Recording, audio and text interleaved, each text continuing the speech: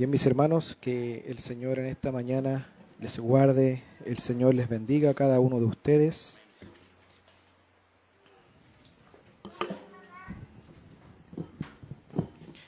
Les voy a pedir que abran sus Biblias en el libro de Ezequiel. El libro de Ezequiel. Ezequiel capítulo 36. Ezequiel capítulo 36 del versículo 25 al 27.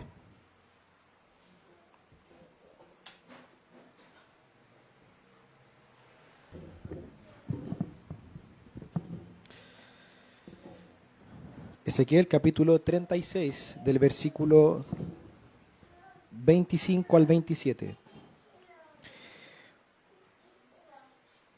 Dice así la palabra del Señor. Entonces los rociaré con agua limpia y quedarán limpios de todas sus inmundicias y de todos sus ídolos los limpiaré. Además les daré un corazón nuevo y pondré un espíritu nuevo dentro de ustedes. Quitaré de su carne el corazón de piedra y les daré un corazón de carne. Pondré dentro de ustedes mi espíritu y haré que anden en mis estatutos y que cumplan cuidadosamente mis ordenanzas. Vamos a orar al Señor. Padre, en esta mañana te doy las gracias, Señor, por permitirnos, como siempre lo he dicho, el poder sentarnos a tu mesa. Señor, sabemos de que tú eres un Dios bondadoso, un Dios amoroso, que tiene misericordia de su pueblo. Señor, en esta mañana ten también misericordia, Señor, de mí. Señor, ayúdame a poder a través de tu Espíritu, Señor, poder entregar lo que en esta mañana nos quieres hablar como iglesia. Señor, te ruego que tú obres en los corazones de tu iglesia, para que puedan tener un corazón dispuesto, un corazón dócil a recibir tu palabra. Señor, Padre, sabemos que aunque todo lo hagamos, siervos inútiles somos delante de ti, porque lo que debiésemos haber hecho, eso hicimos. Señor, te ruego en esta mañana que tú nos direcciones por tu Espíritu, y todo esto te lo pido en el nombre de Jesús. Amén y amén.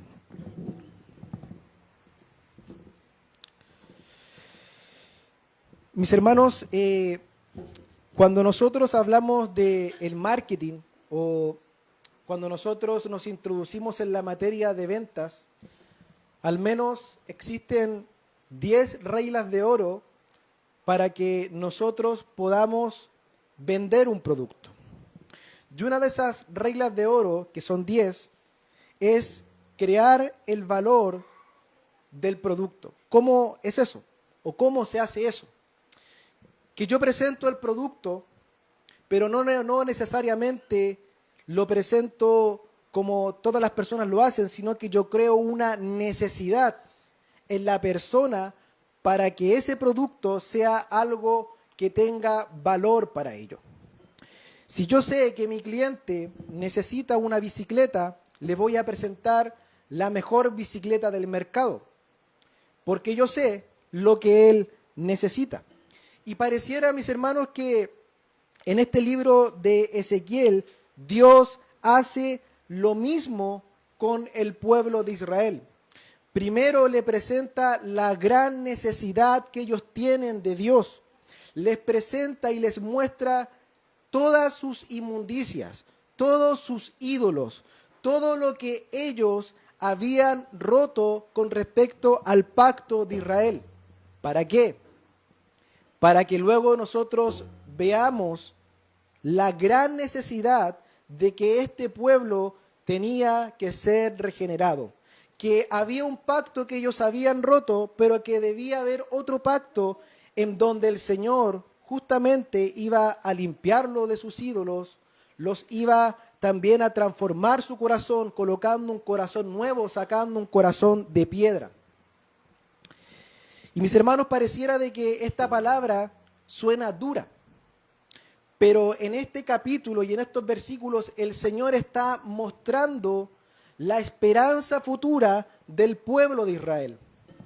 Y este es un mensaje, mis hermanos, que nos muestra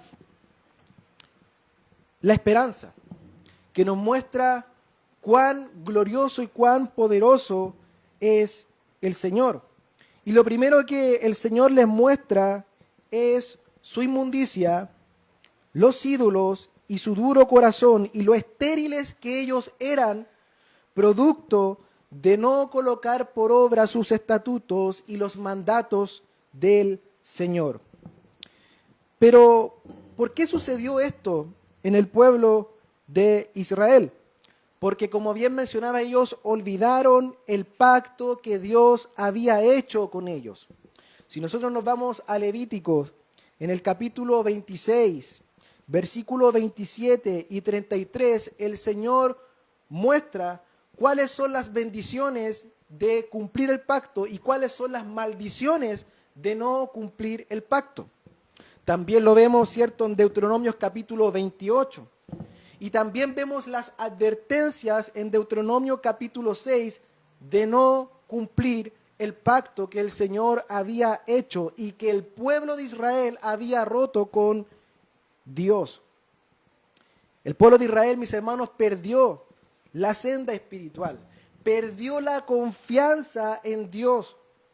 Ellos solamente se acordaban de las promesas del Señor, descuidando el temor y la santificación delante de Dios. Mis hermanos, muchos hoy en día están como el pueblo de Israel, diciendo, solo necesito confiar en Dios y sus promesas, pero sin arrepentirme.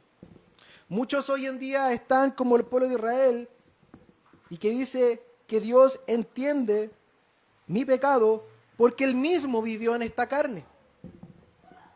Y debemos reflexionar de estas frases, sí, mis hermanos, Él te puede entender, porque si nosotros vamos a Hebreos capítulo 4, versículo 15, dice que no tenemos un sumo sacerdote que no pueda compadecerse de nuestras debilidades, sino que uno que fue tentado en todo, pero sin pecado. Él puede entenderte en tus debilidades, pero nosotros, amados hermanos, debemos entender que nosotros servimos a un Dios santo.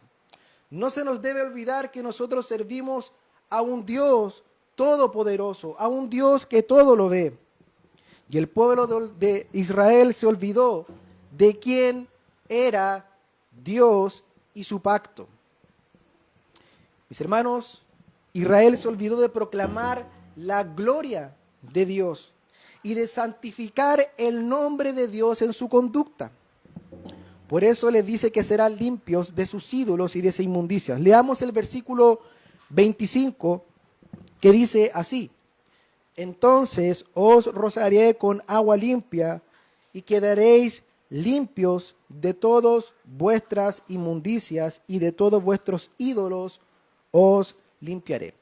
Nosotros sabemos que cuando en el texto dice entonces, nosotros debemos recopilar todo el contexto del capítulo y hasta incluso debemos recopilar todo el contexto del libro. Y lo primero que nosotros vemos de este entonces, que precede a la acción de la limpieza, es cuál es la causa del por qué el pueblo de Israel debía ser limpio. Y eso nosotros lo vemos en el versículo 16 de este mismo capítulo y versículo 19, que dice así. Dice, entonces vino a mí la palabra del Señor, dice, hijo de hombre, cuando la casa de Israel habitaba en su propia tierra, ellos mismos la contaminaron con su conducta y con sus obras. Como la impureza de una mujer en su menstruación fue su conducta delante de mí. Por tanto, derramaré mi furor sobre ellos por la sangre que habían derramado sobre la tierra y por haberla contaminado con sus ídolos. Los esparciré entre las naciones y fueron dispersados por las tierras conforme a sus caminos y a sus obras los juzgaré. Vemos de que ellos habían contaminado la tierra en donde ellos habitaban. ¿Por qué? Por sus conductas y por sus obras. Y mis hermanos, llega a tal punto Dios que los llega a comparar, como leemos en el texto, a una mujer en menstruación. Sabemos de que en el Antiguo Testamento esa condición en una mujer era pecaminoso, era cierto de inmundicia. Y vemos de que la santidad de Dios no puede dejar pasar sin el castigo, sin la reprensión, sin la disciplina del Señor. De la misma forma en cómo la impureza de una mujer legalmente era motivo de separación de la congregación. Lo segundo que nosotros vemos es por qué Dios los limpia. Versículos 20 y 23 dice de que profanaron el nombre de Dios entre las naciones. Luego vemos en el versículo 21 al 23 de que el pueblo de Israel dice de que también al ellos profanar el nombre de Dios, dice de que el Señor, por amor a su nombre, Él va a ejecutar esta limpieza. Y esto nos demuestra, mis hermanos, de que, como bien decía un predicador, el centro del universo no es el hombre, no es la criatura, es Dios y su nombre. Si Dios hace algo por la iglesia, si Dios hace algo por su pueblo, si Dios hace algo en la vida del hombre con respecto a la limpieza, al cambio de corazón, no es, dice el Señor, por amor al hombre. Dice que es por amor a su propio nombre. Muchos dirán, ¿pero qué es eso? Eso no es amor, eso es egocentrismo. Muchos dirán, eso es egoísmo. Ahora, ¿será cierto que el Señor tiene un ego tan elevado que todo lo tiene que hacer por amor a su nombre y no por amor a la criatura? ¿Será que Dios es tan orgulloso de que todo lo que Dios hace en la vida del cristiano es por amor a su nombre y no por amor a la criatura, como lo vemos en este texto? Bueno, déjame ilustrártelo de la siguiente forma para que nosotros podamos entender de que no es un tema de que Dios sea egocéntrico, sino que el entregarse a sí mismo es la mayor expresión de amor que Dios puede tener por su pueblo. Un gran predicador lo ilustraba de la siguiente forma. Imagínate de que termina el culto, ya a la puerta de la iglesia se para un gran predicador famoso. Y ese predicador famoso le entrega un chicle a un hermano o a mí. Y yo digo, oh, tengo un chicle de ese hermano predicador famoso, y pasan 30 años y yo coloco la foto de ese predicador en mi casa. Y mis nietos preguntan por qué tengo la foto de él ahí. Yo le digo que porque él me entregó un chicle. Uno puede pensar hasta incluso puede tener problemas porque en realidad colocar la foto de una persona como un recuerdo por haberle entregado un chicle en realidad no tiene sentido. Pero imagínate la misma condición y ese hermano se está muriendo y los médicos dicen de que tiene que cambiar, o sea, tiene que haber un trasplante de corazón. Y este predicador se ofrece para entregar su corazón sano a ese hermano. Pasan 30 años y ese hermano tiene la foto de ese gran predicador famoso en su casa. Creo que sería una razón válida para tener una foto porque sus nietos le van a preguntar y él va a decir, gracias a él, hoy en día estoy vivo. ¿Qué enseñanza nos deja esto? Que el tamaño del regalo, amados hermanos, puede ser la manifestación de amor. Depende, el tamaño del regalo es cómo nosotros también demostramos el amor.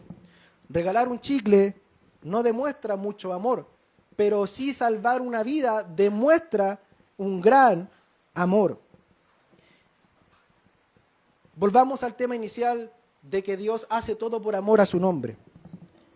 Si Dios quiere demostrar su amor a ti o a la creación, ¿cómo puede hacerlo? Por medio de dar el don más grande a la creación. ¿Y cuál es ese el don más grande que Dios puede entregar a la creación o a ti? Él mismo. Él mismo. Por eso que, mis hermanos, el Señor le dice a este pueblo que todo lo que va a hacer es por amor a su nombre. Y ahí automáticamente descartamos que lo que hace Dios con nuestras vidas no es simplemente por nosotros.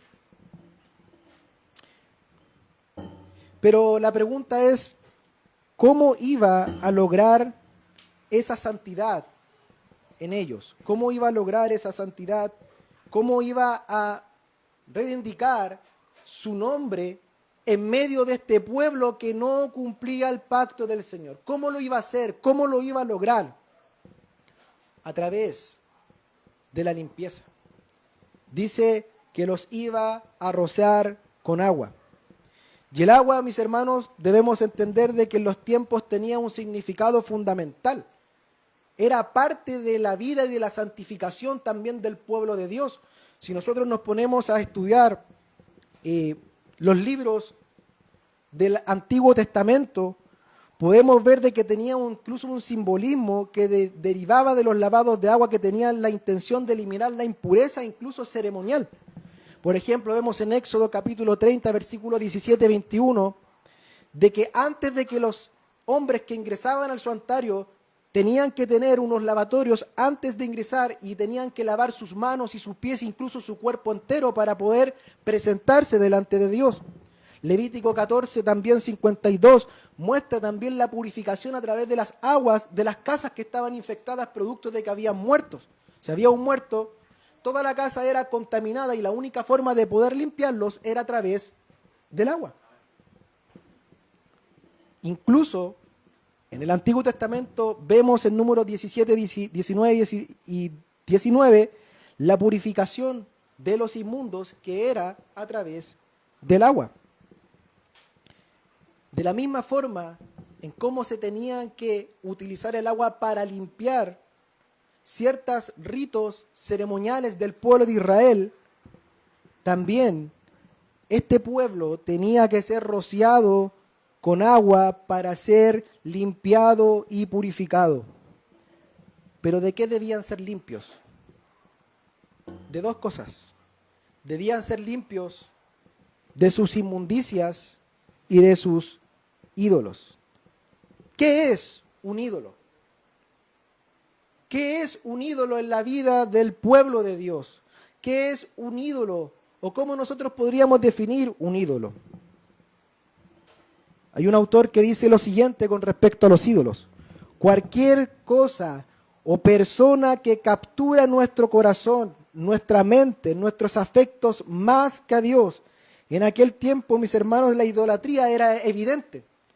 ¿Por medio de qué? De estatuas, porque habían templos, cultos y ritos con estatuas o altares, como lo describe el mismo libro de Ezequiel.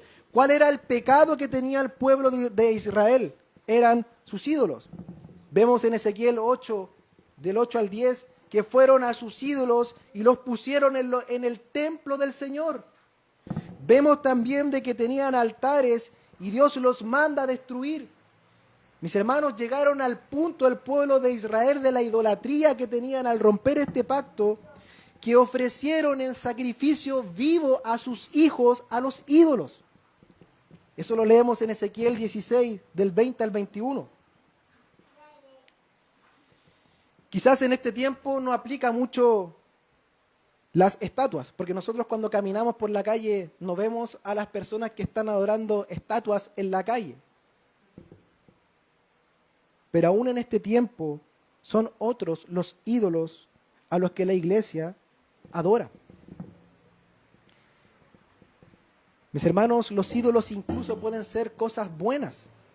Pueden ser un hijo, puede ser una esposa, puede ser un esposo, puede ser un buen pasatiempo, puede ser un deporte o puede ser cualquier otra cosa que se apodera de nuestro corazón.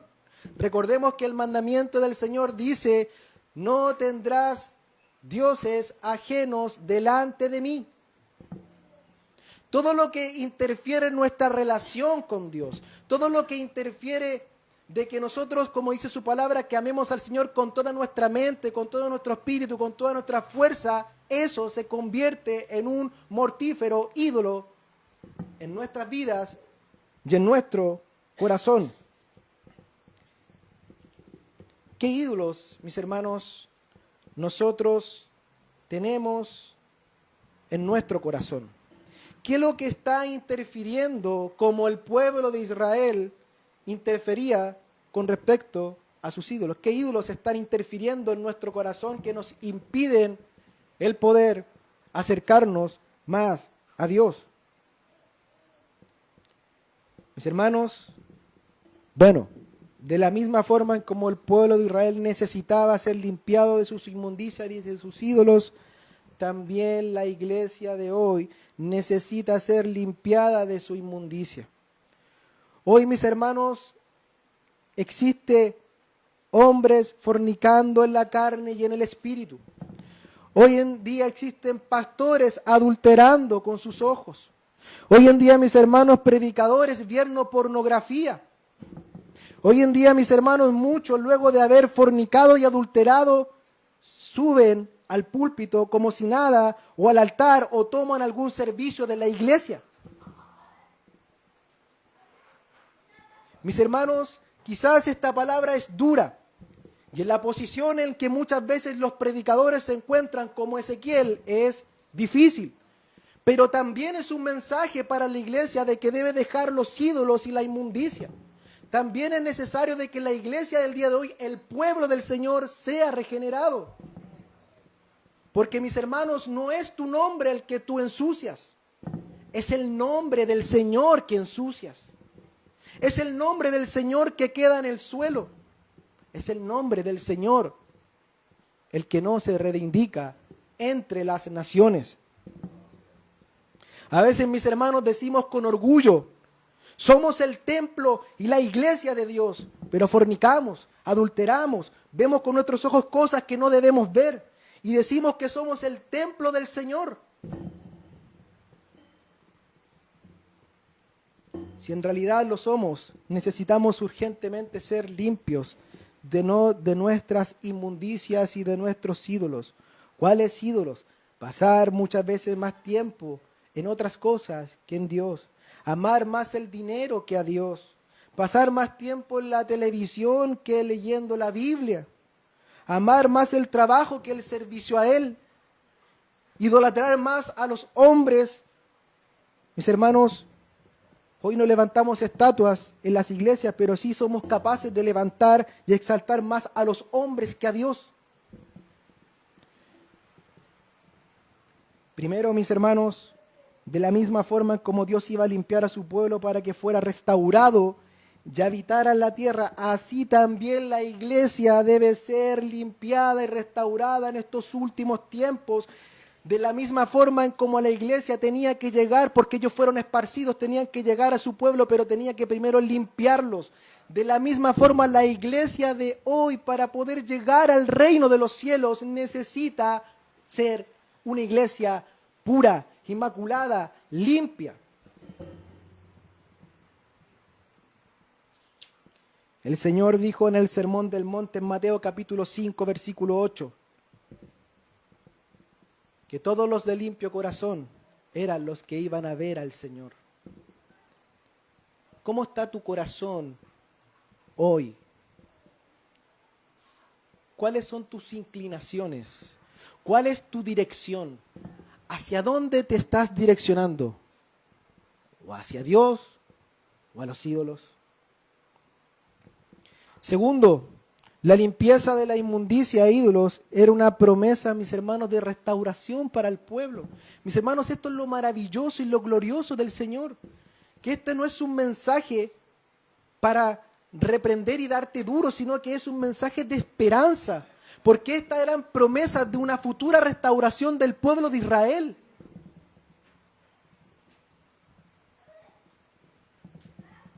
Si esta promesa, mis hermanos, de santificación no se cumple en nosotros, es y puede ser el indicio de que no somos regenerados. Porque la palabra del Señor dice de que en el momento que nosotros, cierto, hemos nacido de nuevo, que dice que nosotros perseveraremos. Primera de Corintios en el capítulo 1 dice, somos santificados en Cristo Jesús, pero llamados a ser santos. Mis hermanos, como iglesia nosotros tenemos un llamado. Y ese llamado es la santificación, la limpieza. Ahora toda aquella inmundicia e idolatría se alberga en un solo lugar, en el corazón. Y es lo segundo que estaremos viendo. Un pueblo con un corazón nuevo y un espíritu nuevo. Dice el versículo, además os daré un corazón nuevo y pondré un espíritu nuevo dentro de vosotros. Quitaré de vuestra carne el corazón de piedra y os daré un corazón de carne. Os daré un corazón nuevo y pondré un espíritu nuevo dentro de vosotros. ¿Por qué Israel necesitaba un corazón nuevo? Si ellos tenían la ley, si ellos tenían las promesas, si ellos tenían todo, ¿por qué necesitaban un corazón nuevo? Mis hermanos, porque la verdadera religión comienza en el corazón. Y el corazón es el poder gobernante de toda nuestra vida. Mis hermanos, tú puedes iluminar la comprensión de un hombre, pero mientras su corazón esté equivocado, la iluminación del entendimiento solo le permite pecar, pero con mayor peso de responsabilidad descansando sobre él. Mis hermanos, tú puedes tener mucho conocimiento, pero si este conocimiento no está en tu corazón, no vale. Es nulo. Mis hermanos, debemos recordar que la causa raíz de nuestra conducta es nuestro corazón. Proverbios 4:23 dice, sobre toda cosa guardada, guarda tu corazón. El corazón del hombre, mis hermanos, es malo y perverso, como dice Jeremías, capítulo 17, versículo 9. Dice que del corazón está lleno de insensatez, Eclesiastés 9:3. Dice también que todas las maldades salen del corazón, Mateo capítulo 7, 21 y 23. Mis hermanos, Israel tenía un corazón malo. Vemos en el mismo libro de Ezequiel, en el capítulo 2, versículo 4, a los hijos de duro semblante y corazón empedernido, a quienes te envío, le dirás, así dice el Señor. Luego en el 3:7, pero la casa de Israel no te querrá escuchar, ya que no quieren escucharme a mí. Ciertamente toda la casa de Israel es terca y de duro corazón. ¿Cuántas veces el Señor ha hablado a su pueblo en esta iglesia y hay duros corazones que no quieren escuchar? ¿Cuántas veces el Señor ha hablado por su palabra y el pueblo del Señor endurece su corazón? ¿Cuántas veces el Señor ha advertido, como Ezequiel advirtió al pueblo de Israel, aquella invasión inminente en su pueblo, pero no quisieron escuchar? ¿Saben por qué? Porque su corazón estaba duro. ¿Cómo está tu corazón en esta mañana? Mis hermanos, no mires a este vil predicador. Mira a Dios por medio de su palabra. ¿Cómo está tu corazón hoy?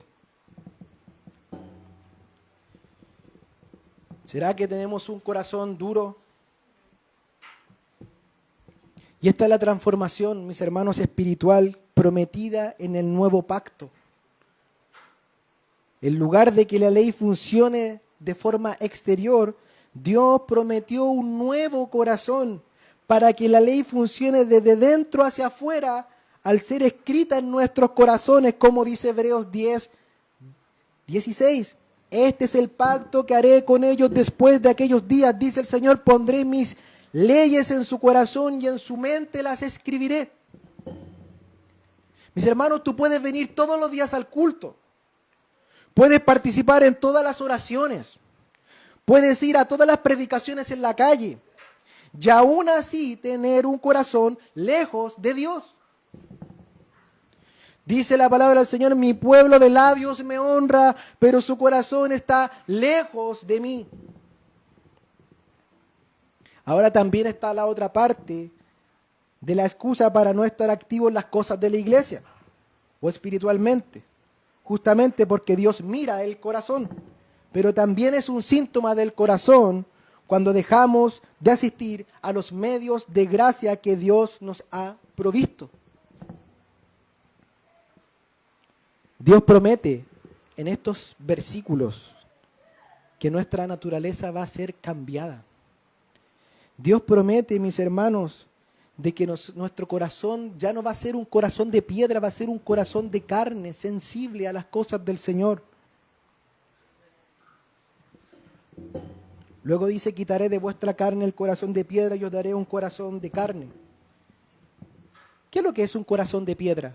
Un corazón de piedra es un corazón testarudo, insensato, inapelable, que no recibe impresiones amables de la palabra, las providencias o el Espíritu de Dios en sus operaciones e influencias más ordinarias. ¿Qué es lo que es un corazón de carne? Uno que puede sentir, uno que puede disfrutar, que puede sentir el amor de Dios y a todos los hombres y ser una habitación apropiada para el Dios viviente. Y de esto vemos algunas aplicaciones. Mis hermanos, no te esfuerces en cambiar tu conducta. El mundo cambia su conducta. Lo que Dios tiene para ti es que Él va a transformar tu corazón. Segundo, no trates de esforzarte. Es Dios quien hace la obra.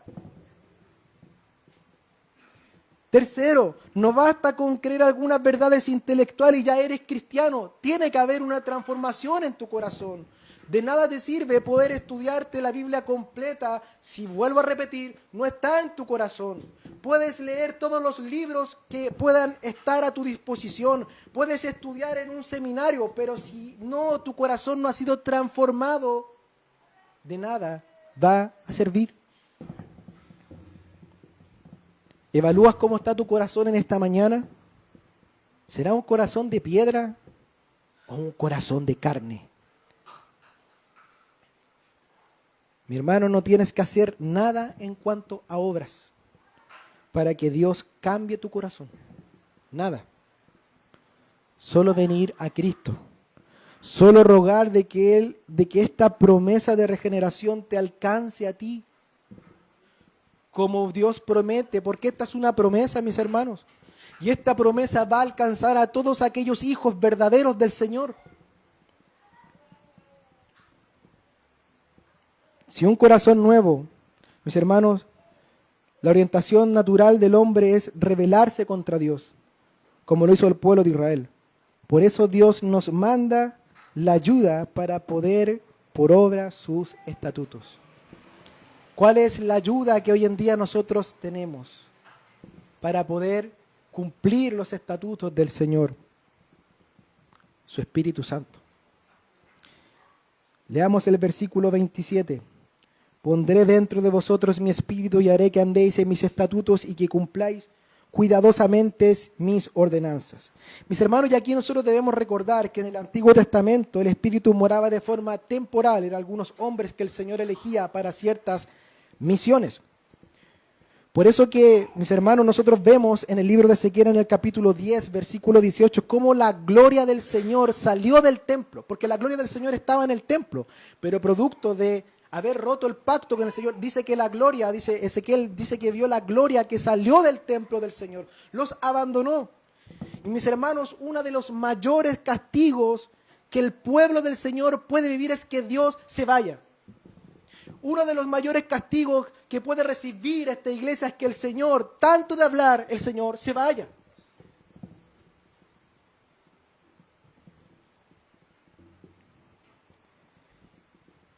Mis hermanos, pero la promesa del nuevo pacto hace que el templo del Espíritu ya no more en templos hechos por manos de hombre, sino que more en nosotros, que nos llenemos de Él. Dios no puede, mis hermanos, morar en un corazón de piedra. Tiene que morar en un corazón de carne. Déjame ilustrártelo de la siguiente forma. Si tu casa en donde tú vives y moras está desordenada y sucia, ¿podrás vivir confortablemente ahí? No. Tú no podrás vivir en una casa en donde tú abres la puerta y te encuentras con el refrigerador de frente, o te encuentras con la cama. Todo tiene su orden, todo está ordenado, limpio, para que tú puedas vivir confortablemente ahí. Ahora, si nosotros mantenemos esa casa limpia y ordenada, ¿cómo vamos a vivir? Confortablemente. Bueno, Dios, para hacer morada en medio de nosotros y el Espíritu en nosotros, necesita limpiarte y ordenarte, porque dice su palabra que somos templo del Espíritu Santo. Y la forma en cómo Dios va a poder vivir en ti confortablemente es a través de que tú puedas estar limpio y no tengas un corazón de piedra, porque allí Dios no puede entrar, sino que tengas un corazón de carne. ¿Te cuesta poner por obra sus mandamientos? ¿Los cumples? Ahora, si no es así, o no es tu realidad, ¿verdaderamente tienes el Espíritu Santo morando en ti?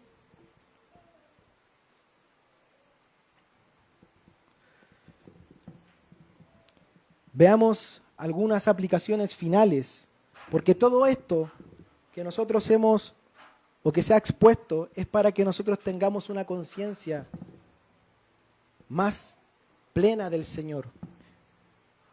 Cuando el profeta vio al Señor en los cielos y que era santo, santo, santo, él pudo ver en él el pecado. Mientras más nosotros tengamos una conciencia del Dios poderoso que servimos, más nosotros tendremos el reflejo de nuestro pecado en nuestras vidas. Y quisiera aplicar las siguientes cosas a esto que hemos conversado. Recuerda que esta es una esperanza. Lo primero, que hay una gran necesidad de que la iglesia sea regenerada. Y creo que este mensaje no solo fue para este tiempo particular del pueblo de Israel, sino que también es para nosotros como iglesia. Como pueblo del Señor, nuestra orientación hacia Dios muchas veces, mis hermanos, es nula. Nuestras inclinaciones muchas veces demuestran una dirección, mis hermanos, no hacia Dios, hacia nuestros ídolos. Muchas veces nuestra inclinación está más en la entretención que en la oración. Como bien decía, mis hermanos, un predicador, hoy en día la iglesia no agoniza, organiza. Mis hermanos, muchas veces para muchos cristianos la oración es fome. Mis hermanos, y lo segundo, que la iglesia del nuevo pacto debiese ser poderosa. Mis hermanos, es paradójico que Israel tenía la ley y las promesas, pero aún así era idólatra e inmunda y de corazón duro. ¿No será que la historia en este tiempo se repite? ¿No debiésemos ser grandes en el Señor? Tenemos la Biblia y el canon cerrado completo. Tenemos prédicas, teologías por doquier. Tenemos YouTube, tenemos tremendos medios para que nosotros pudiéramos ser edificados, pero aún así tenemos un corazón duro. Aún así no somos una iglesia poderosa. Aún así no somos llenos del poder del Espíritu Santo. Mis hermanos, ¿no debiésemos trastornar la ciudad al ser luz en medio de la oscuridad? ¿No debiésemos esta iglesia transformar este sector, iluminar este sector, porque el Señor dice que somos luz? ¿No debiésemos nosotros aquí, en este lugar, en esta población, trastornar este lugar como lo dice en el libro de Hechos? Aún más, muchas veces nos jactamos, mis hermanos, de ser bíblicos y proclamar las doctrinas de la gracia, pero aún somos una iglesia mediocre, que solo organiza, pero no agoniza. A veces, mis hermanos, nos damos cuenta de que la gracia, y hablamos de la doctrina de la gracia, pero la gracia es más exigente que la ley. Sin darnos cuenta que la gracia es más exigente que la ley.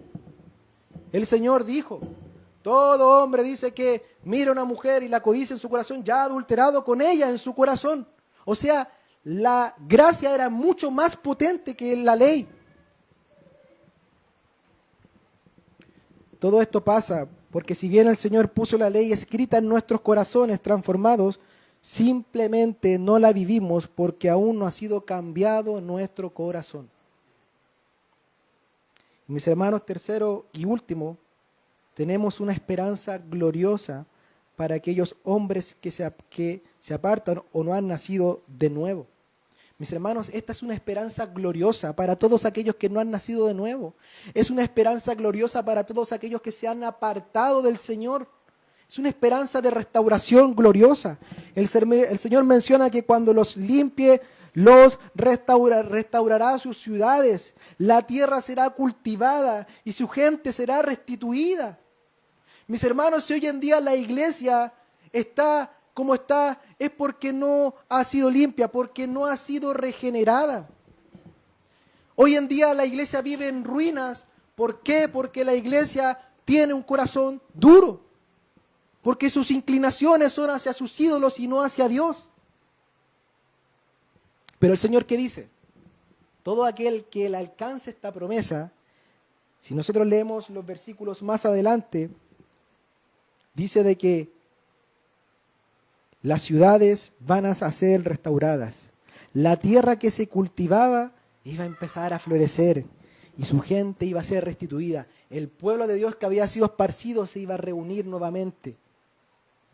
Mis hermanos, ya está en la promesa del Evangelio, que si vienes a Cristo serás restaurado, serás limpiado, tendrás un corazón nuevo y su Espíritu te ayudará a cumplir sus ordenanzas. Oh, qué gloriosa esperanza, mis hermanos, tenemos.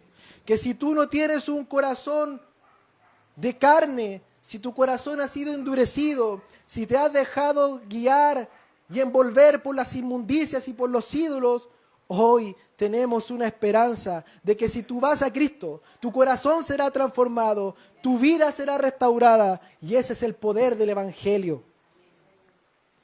Porque cuando nosotros predicamos en las calles, nosotros no simplemente decimos, Dios te ama. Porque lo primero que nosotros debemos hacer es mostrarle al pecador la necesidad de un Salvador. Y esto era lo que el Señor le estaba mostrando al pueblo de Israel, la necesidad de una restauración. Y esto es lo que el Señor le muestra a la iglesia, a esta iglesia.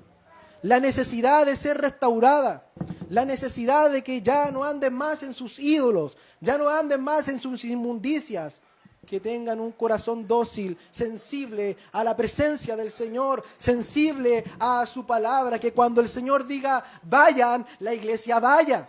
Cuando el Señor diga oren, la iglesia ore.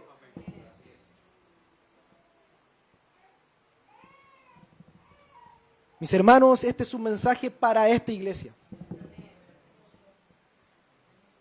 Yo no predico a la iglesia de Santiago, predico a la iglesia de acá. ¿Quieres ser restaurado? ¿Quieres andar en sus estatutos? Oh, bendito sea su nombre para siempre. ¿Quieres sentir el poder de la presencia del Señor en tu vida? Porque el Señor promete que íbamos a ser llenos. Mis hermanos, como dice su palabra, no endurezcas por más tiempo tu corazón. Mi hermano, no endurezcas por más tiempo tu corazón. Deja de pensar que tú con tu conducta vas a cambiar las cosas. Es el Señor, porque Él dice, os daré, os daré, os daré. Es el Señor, mis hermanos. Que el Señor en esta mañana tenga misericordia de ti. Y el Señor restaure tu vida y cambie tu corazón. Que el Señor te encienda en el poder del Espíritu Santo, porque el Señor nos manda que nosotros como iglesia debemos ser llenos del Espíritu Santo. Yo te hago una pregunta para terminar. ¿Quieres ser restaurado? ¿Sabes qué, mi hermano? Lo único que te puedo decir, ven a Cristo. Nada más. No hay una oración que pueda cambiar tu corazón. Es Cristo. Cristo te puede cambiar. Vamos a orar en el Señor en esta mañana. Padre, te damos las gracias en esta mañana por tu palabra. Señor, por este mensaje esperanzador para nuestras vidas. Señor, este mensaje que sí, al principio nos muestra, Señor, la disciplina tuya. Oh, Señor, nos alegramos porque somos disciplinados. Señor, porque tu palabra dice que el que es disciplinado es hijo y no bastardo. Oh, Señor, gracias, porque no somos bastardos, somos tus hijos. Gracias, Señor, porque en esta mañana tú nos has exhortado, tú nos has hablado. Oh, Señor, todos aquellos que tienen corazón duro que puedan cambiar y que tú hayas cambiado su corazón en esta mañana, para que puedan andar en sus estatutos, para que la iglesia muestre su poder. Oh, Señor, sabemos de que está en juego tu nombre, no nuestro nombre. Oh, Dios, te rogamos por aquellas almas, por aquellos hermanos, por aquellos, Señor, que le hemos predicado, Señor, para que tú restaures su vida, restaures su corazón. Oh, Señor, y coloques un corazón dócil, sensible a tu palabra, sensible al Espíritu Santo. Oh, Señor, ayúdanos como iglesia a que en esta mañana podamos cumplir tus estatutos. Señor, sabemos que no son nuestras fuerzas, que no es nuestro intelecto. Señor, eres tú obrando en la vida de tus hijos. Es tu poder, no es nuestro poder. Señor, te damos las gracias en esta mañana por tu palabra y todo esto te lo pedimos en el nombre de Jesús. Amén.